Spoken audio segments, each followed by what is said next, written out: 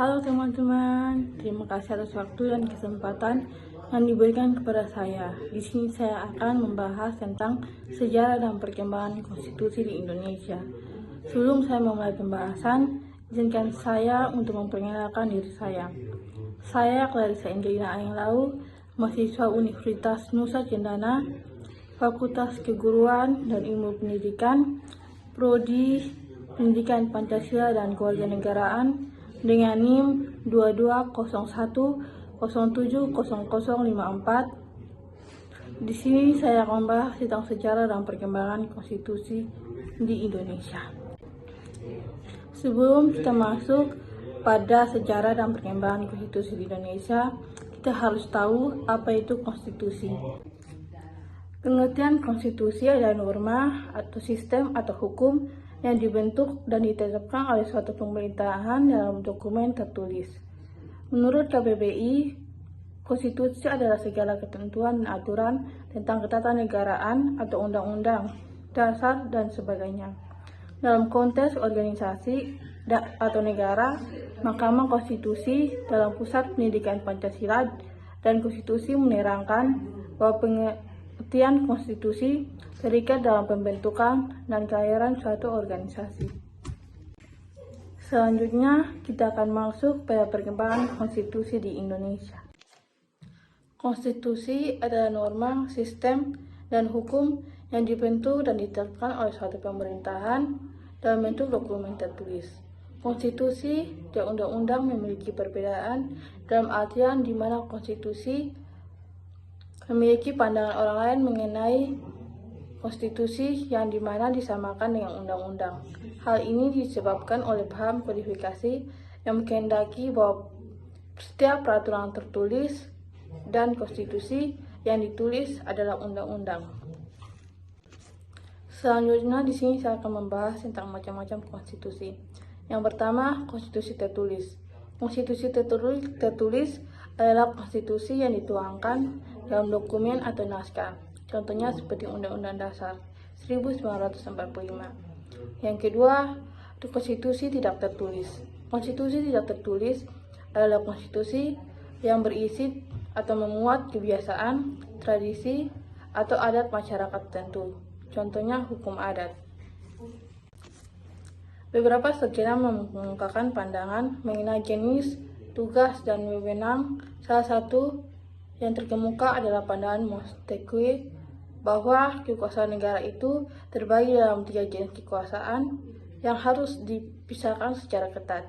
3 kekuasaan itu yaitu yang pertama, kekuasaan membuat peraturan perundangan atau legislatif.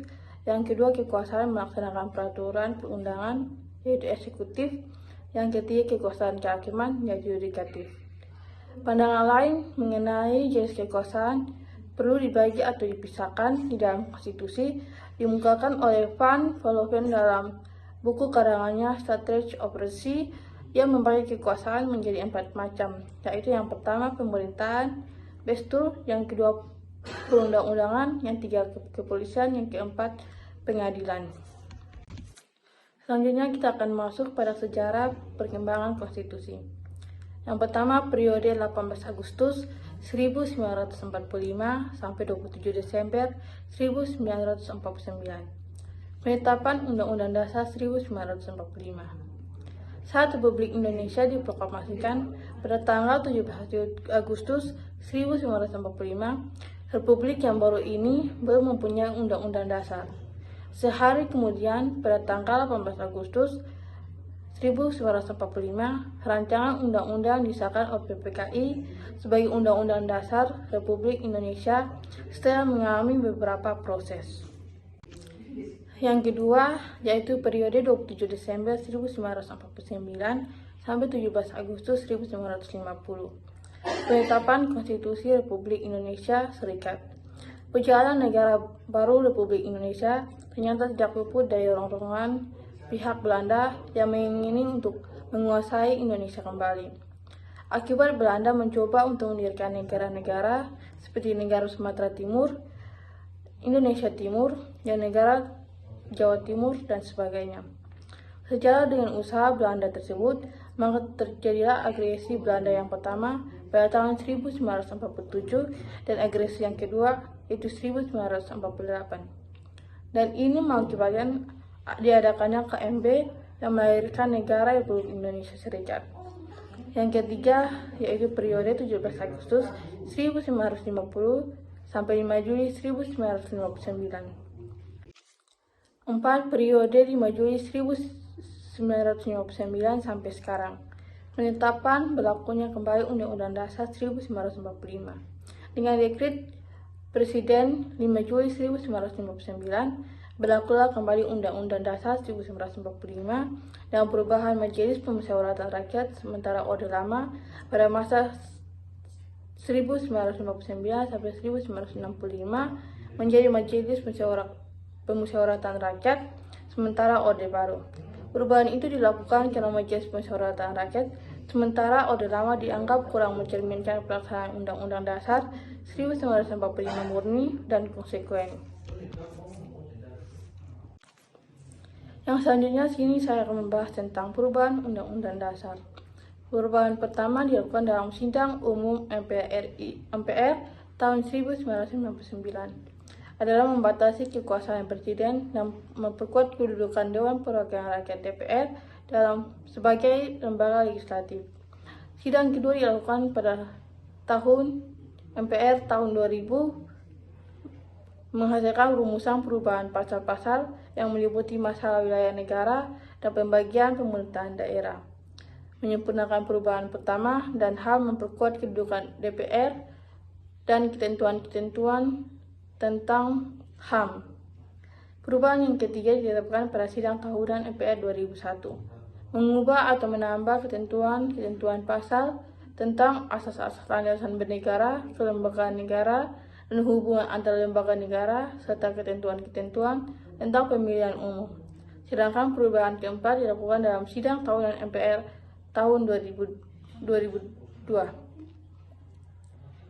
Perubahan keempat tersebut meliputi ketentuan tentang kelembagaan negara dan hubungan antara lembaga negara, penghapusan Dewan Pertimbangan Agung DPA, pendidikan dan kebudayaan ekonomi, kesejahteraan sosial dan aturan peralihan serta aturan tambahan. Lembaga sesudah amandemen atau perubahan amandemen Undang-Undang Dasar 1945 mempertegas prinsip negara berdasarkan atas hukum pasal 1 ayat 3 dengan menempatkan kekuasaan kehakiman sebagai kekuasaan yang merdeka, penghormatan kepada hak asasi manusia, serta kekuasaan yang dijalankan atas prinsip dua process of law. Yang kedua, mengatur mekanisme pengangkatan dan pemberhentian para penjabat negara seperti hakim. Yang ketiga, sistem konstitusional berdasarkan perimbangan kekuasaan, check and balance, yaitu setiap kekuasaan dibatasi oleh undang-undang berdasarkan fungsi masing-masing. Yang keempat, setiap lembaga negara sejajar dengan kedudukan di bawah Undang-Undang Dasar 1945. Yang kelima, menata kembali lembaga-lembaga negara yang ada serta membentuk beberapa lembaga negara baru agar sesuai dengan sistem konstitusional dan prinsip negara berdasarkan hukum. Yang keenam, penyempurnaan pada sisi kedudukan dan kewenangan masing-masing lembaga negara dengan perkembangan negara demokrasi modern. Selanjutnya tentang lembaga-lembaga negara yang sesudah amandemen, yaitu yang pertama MPR, yang kedua DPR, yang ketiga DPD, yang keempat BPK, yang kelima Presiden, yang keenam Mahkamah Agung, yang ketujuh Mahkamah Konstitusi, dan yang terakhir Komisi Yudisial. Nah, tadi kita sudah membahas tentang sejarah dan perkembangan konstitusi di Indonesia. Dari pembahasan tersebut, di sini saya mengambil kesimpulan bahwa konstitusi adalah sistem atau aturan yang dibuat oleh pemerintah dalam bentuk dokumen tertulis. Dalam konstitusi tersebut, adanya perkembangan dan sejarah di mana konstitusi mengalami perkembangan pada periode tahun 1945 dan berkembang sampai saat ini, di mana mengalami perubahan dan adapun macam-macam konstitusi dan perubahan undang-undang dasar yang dilakukan selama 4 kali amandemen serta adanya lembaga-lembaga yang ada sesudah amandemen Undang-Undang Dasar 1945. Nah, sekian dari saya tentang pembahasan sejarah dan perkembangan konstitusi Indonesia. Mohon maaf jika ada kesalahan kata atau kekurangan materi, saya mohon maaf. Dan semoga materi yang saya sampaikan dapat bermanfaat. Sampai jumpa di video selanjutnya.